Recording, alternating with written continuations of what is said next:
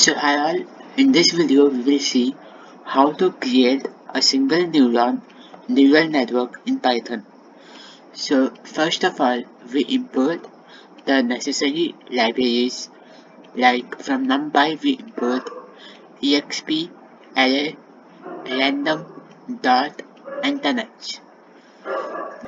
Then we have a class to create a neural network with single neuron.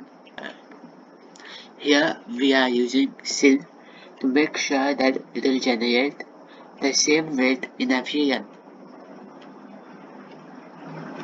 Then we have the syntax for creating 3 into 1 matrix.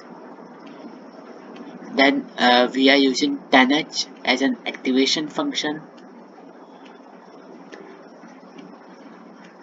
After this, we calculate the derivative of tanh so that we can calculate the gradient.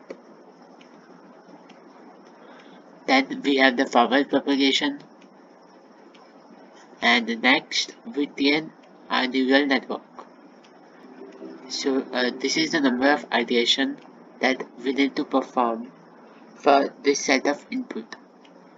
We calculate the error and we make the proper adjustment by multiplying the error by input and then by gradient of the tanh.